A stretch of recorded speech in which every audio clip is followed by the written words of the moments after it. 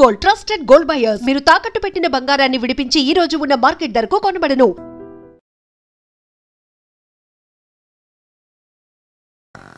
జూబ్లీహిల్స్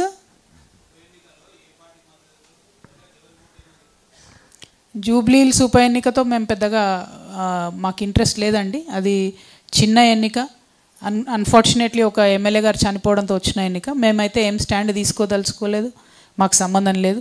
మాకు ముందు నుండి హైదరాబాద్లో మంచి క్యాడర్ ఉంది.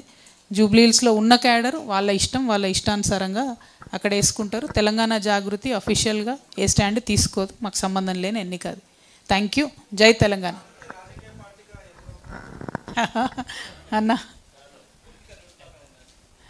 అన్న ప్రస్తుతానికి పబ్లిక్ రూట్ మ్యాప్ ఉందన్న. ఆ రూట్ మ్యాప్ అంతా కూడా మీకు ఇచ్చిన 33 జిల్లాలలో పబ్లిక్కి సేవ చేయడమే పెద్దది కదన్న. పొలిటికల్ పార్టీ పెట్టుడు ఎంతసేపు, పార్టీ ఇంపార్టెంట్ కాదు, ఇష్యూస్ ఇంపార్టెంట్, పొలిటికల్గా సాల్వ్ చేయడం ఇంపార్టెంట్. ఇవాళ పొద్దున కూడా నేను నిజామాబాద్ రూరల్ పోయి వచ్చిన, మళ్ళీ ఒకసారి మీకు అది చెప్తాను నేను, చాలా ఇంపార్టెంట్. మొత్తం చేతికొచ్చినటువంటి మక్క పంటకు దగ్గరకు వచ్చి ఫారెస్ట్ ఆఫీసర్సు విషం పిచికారీ చేసి మొత్తం చంపేసారు మక్క పంటను. 3 ఎకరాలల్లా గిరిజన రైతులు వేసుకుంటే అదే విషం డబ్బా గుంజుకొని ఆ గిరిజన రైతు ఆత్మహత్య చేసే ప్రయత్నం చేసి. అంటే ఇంత దారుణం ఉండకూడదు కదా. ఇదే రేవంత్ రెడ్డి గారు ముఖ్యమంత్రి గారు అదే మంచిప ప్రాజెక్ట్ దగ్గరికి పోయి మీ అందరికీ పట్టాలు ఇస్తామని చెప్పిండు. 2 ఏళ్ళు అయిపోయింది, ఇంతవరకు అయితే పట్టాలు ఇవ్వలేదు. ఆ రైతు సాగు చేసుకుంటుండే, ఆడ ప్రాజెక్టు కడతలేరు, పట్టాలు ఇవ్వలేదు. సాగు చేసుకుంటుండే అంత కోపం ఎందుకు అధికారులకు, అంత కర్కశత్వం ఎందుకు? పాపం ఆయన 3 ఎకరాలు ఎంత పెట్టుబడి పెట్టి ఉంటాడు, ఎంత కష్టపడి ఉంటాడు. చేతికొచ్చిన పంటను అంత దారుణంగా చేయడం కరెక్ట్ కాదు. నేను కలెక్టర్ గారికి, నిజామాబాద్ కలెక్టర్ గారికి పత్రికాముఖంగా విజ్ఞప్తి చేస్తున్నా, కొంత ఫారెస్ట్ ఆఫీసర్స్ని సంయమనం పాటించమని చెప్పండి. ఎందుకంటే మీ ప్రభుత్వం స్టాండ్ ఏందన్నది మీకు క్లారిటీ లేకపోతే క్లారిటీ తెచ్చుకోండి. ఒకవేళ మంచిప ప్రాజెక్టు కట్టదలుచుకోకపోతే అక్కడ ఉండేటటువంటి రైతులకు పట్టా ఇవ్వండి, వ్యవసాయం చేసుకునే అవకాశం ఇవ్వండి. అంతేగాని వ్యవసాయం చేసుకుంటున్న వాళ్ళను బలవంతంగా ఫారెస్ట్ ఆఫీసర్లను పంపించి అట్లా పంట నాశనం చేయడం అన్నది కానీ మాత్రం మానవత్వం కాదు. ఇది కాంగ్రెస్ పార్టీకి, మీ ప్రభుత్వానికి తగదని కలెక్టర్ గారిని నేను డిమాండ్ చేస్తా ఉన్నాను.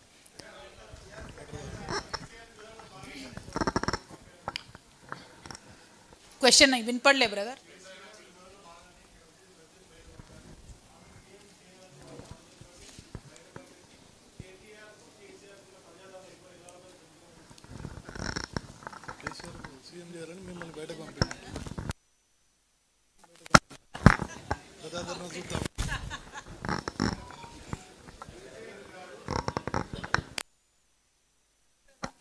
కేసీఆర్ గారు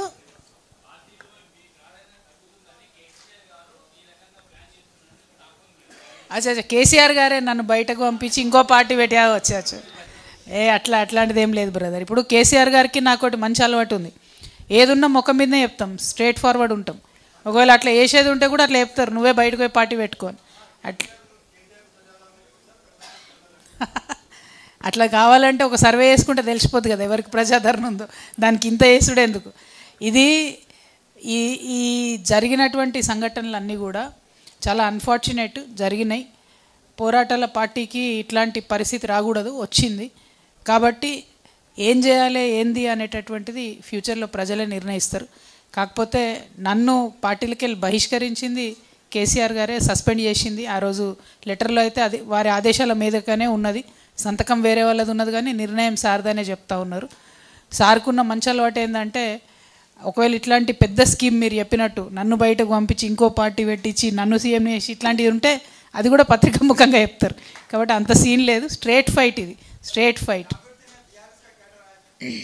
जागृति में बीआरएस का कैडर आया, क्या बोल रहे? अब थोड़े तो लोग दिख रहे ना जी इधर।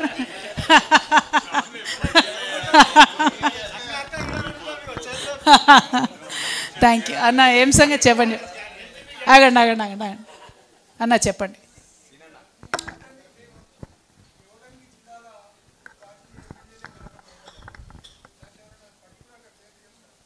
మీకు తెలియని కొత్త పేరు ఏమి ఉంటాయని నాకంటే ఎక్కువ మీకే తెలుసు. 100% ఎమ్మెల్యేల కారణమని చెప్పిన నేను, అంటే ఇన్ని రోజులు చెప్పలే, ఇప్పుడు చెప్పిన. ఒకరు ఇద్దరని పేర్లు తీసుకునే అవసరం లేదు, ఎందుకంటే ప్రజలందరికీ తెలుసు ఎక్కడేం జరిగిందన్నది. అంటే ఊకే సమస్యను చెప్పుకుంటే ఏదో మనము బాగా ఎక్కువ ప్రాధాన్యత ఇచ్చినట్టు అవుతుంది వాళ్ళకు, ఆ వ్యక్తులకు అంత ప్రాధాన్యత ఇవ్వదలుచుకోలే నేను. అది జరిగిపోయింది 5-6 ఏళ్ళు అయిపోయింది. నేను నా అంతటి నేను ఎప్పుడు చెప్పలే అంటిల్ ఈ పరిస్థితి వచ్చేంతవరకు. ఇప్పుడు ఫస్ట్ టైం చెప్తున్నట్టున్నా.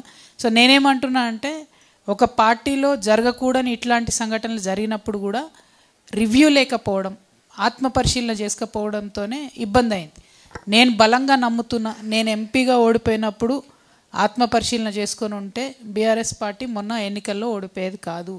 ఎవరి పనితీరు ఏంటిది, ఏ ఎమ్మెల్యే ఏం చేస్తున్నాడు, ఏ ఎమ్మెల్యే అవినీతి ఏంటిది, ఎవరిని ఎట్లా ఇబ్బంది పెడుతున్నారు అనేటటువంటి విషయాలు పరిశీలన చేసుకొని ఉంటే మొన్న బీఆర్ఎస్ పార్టీకి ఎదురు లేకుండా ఉండేది. అది జరగలేదనేదే నా బాధ. రిపీటెడ్గా చెప్పిన నేను, అది జరగాలే. తర్వాత ఇందాక మా మురళన్న ఆవేశంగా మాట్లాడాను, ఓడిపోయిన తర్వాత రివ్యూ పెడితే చాలామంది అదే చెప్పిండ్రు, మీరు మాటి మాటికి పెట్టాలి రివ్యూలు, ఇప్పుడు పెట్టడం కాదు అని చెప్పి. అన్నా ఏం సార్?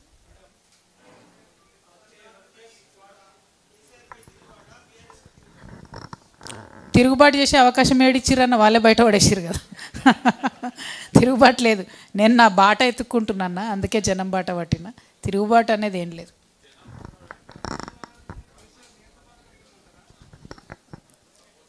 నాకా అన్న, వాళ్ళకే దిక్కు లేదు కాంగ్రెస్కి, నాకేం సపోర్ట్ చేస్తారన్న.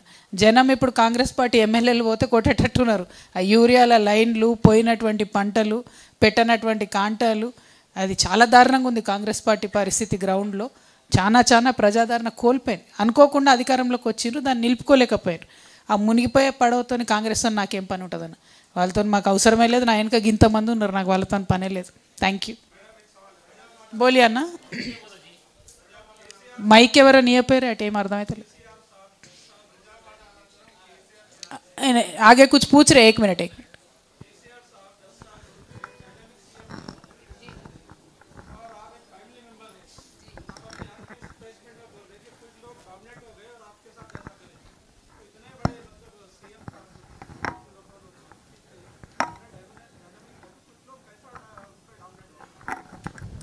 अन्ना आप खुद बोल रहे कि वो अच्छे डायनेमिक सीएम थे, मैं खुद बोल रही हूँ कि वो बहुत अच्छे सीएम थे, बहुत अच्छा काम करे.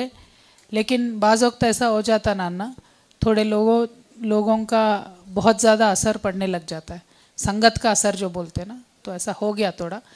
मेरा बात यही है ना, जो भी हुआ उसके बारे में ज़्यादा सोचना नहीं है. केसीआर साहब को मुझे कुछ बोलना नहीं है, बीआरएस पार्टी को क्रिटिसाइज़ नहीं करना है. लेकिन जब इश्यू आएगा तो ज़रूर बोलेंगे. जैसा कल मैंने बोला था कि जो लोग जान गंवाए तेलंगाना के लिए, उन सारे परिवारों को हम हेल्प नहीं कर पाए. तो ऐसे इश्यू बेस्ड बराबर बोलूँगी, बेवजह नहीं बोलूँगी. Thank you. लोकल बॉडीज़ में